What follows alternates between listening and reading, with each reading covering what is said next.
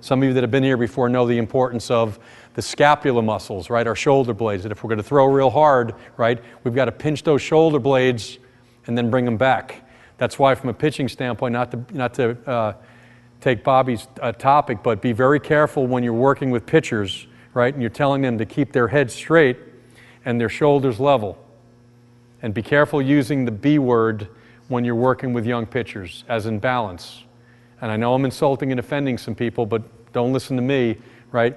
Bobby's going to talk a little bit about balance while moving and how too many young American deliveries that we're seeing are slow and pretty, right? And I'll do it again. If you've got slow and low on that knee, you've got the beginning of someone who's going to get hurt, because they're not going to be able to throw hard if they don't take this leg and load up their backside like a spring. And if you don't teach that young player to take that back leg and at some point flex on it, not sit, but to flex, no different than what an outfielder does. And the best way to pull all this together, right, you take your best players, put them in center field, and you ask them to throw the ball as far as they can. What would they look like? Would you see any of them deliver a ball 200 feet would be pretty good for your age group. Would you see any of them be able to deliver a ball 200 feet with their shoulders level?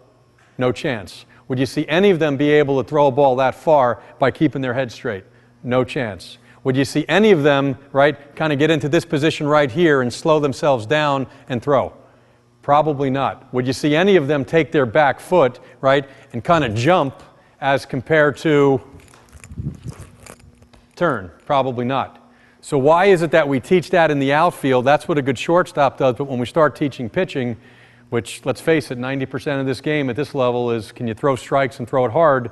Why do we take all that stuff away? Why do we take all those different movements away? I don't know why. Right? And I know some of you have said, well, Tony, the high school coach, here, he teaches balance, and he's been to your conventions, but he really thinks balance is good, right? And, we got this pitching coach from a college program, nice and easy, and don't move the head. This is America. This is the world of a lot of bad information, right? Okay? In the age of the internet and in the age of just people just throwing their shit out because their opinion, right? It is what it is. I'm not asking you to believe me, but watch what the good ones do. I know some of you, when you were walking in, were watching the footage that we had of Mariano Rivera and the 25 best pitchers in the game. Forget them. Go watch a high school game and see guys that are throwing hard, and you're not going to see what a lot of Little League and travel teams are teaching, particularly in the way of pitching.